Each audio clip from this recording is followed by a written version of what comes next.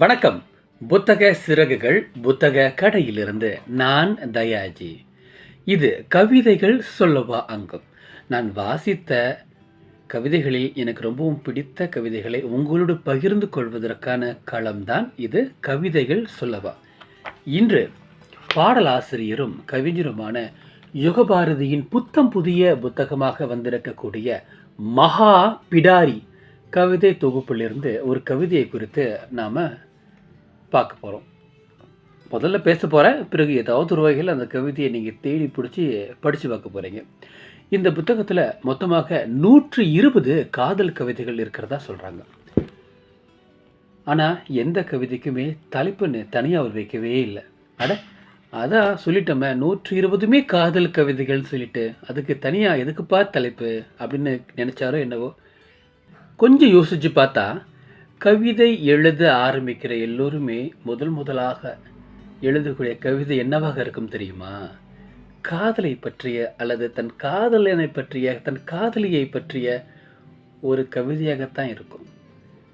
யோசிச்சு பாருங்க, உங்களுக்கு கவிதை எழுத பழக்கம் இருந்தால் நீங்கள் ஆரம்பத்தில் எழுதின கவிதை உங்களுடைய காதல் பற்றிய கவிதையாக தான் இருக்கும்.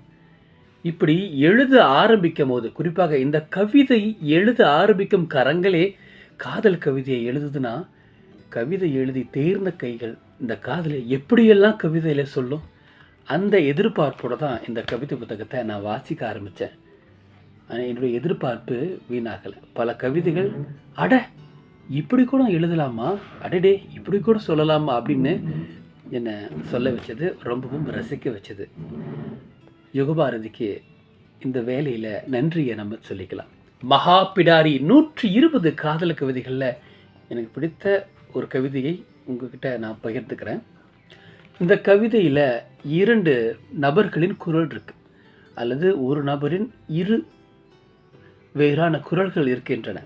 ஒன்று தனக்கு தான் தன்னைத்தான் எவ்வளவு புரிஞ்சு வச்சுக்கிட்டு இருக்கேன் அப்படி சொல்லக்கூடிய ஒரு குரல்.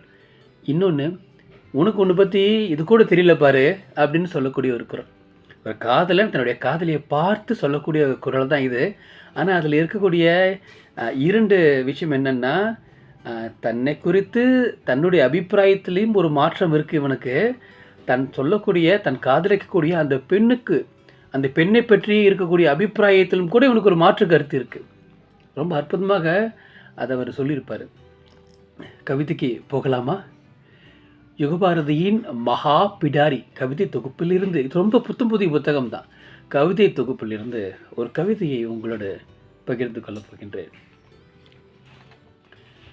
முகத்தை அஷ்டகோணலாக்கி பழிப்பு காட்டுவதெல்லாம் எதிரே இருப்பவரை எரிச்சலூட்டுவதற்கென்றுதான் நினைத்து கொண்டிருந்தேன்.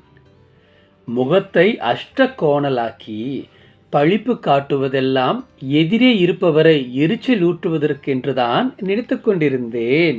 எந்த கோணத்திலும் உன் முகம் காதலை மட்டுமே காட்டும் என்னும் புரிதல் இல்லாமல் எவ்வளவு முயன்றாலும்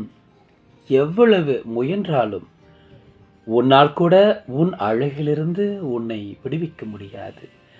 எவ்வளவு முயன்றாலும் உன்னால் கூட உன் அழகிலிருந்து உன்னை விடுவிக்க முடியாது அப்படின்னு அந்த கவிதையை முடிச்சிருக்காரு. அதாவது முகத்தை இப்படி அஷ்டகோணலாக்கி பழிச்சு காட்டுறது, மற்றவங்களை எரிச்சல் ஊட்டுறது தான் அப்படின்னு நான் நினச்சிக்கிட்டு இருந்தேன் அப்படின்னு இந்த காதலன் சொல்கிறான் இல்லையா. தன்னுடைய காதலியை தன்னை பார்த்து பழிச்சு காட்டும் பொழுது அதில் கூட இவனுக்கு காதலி தெரியுது. அதெல்லாம் சாதாரணம்தான். ஆனால் காதலிக்கிட்டே இவன் சொல்லக்கூடிய விஷயம் இருக்கு இல்லையா.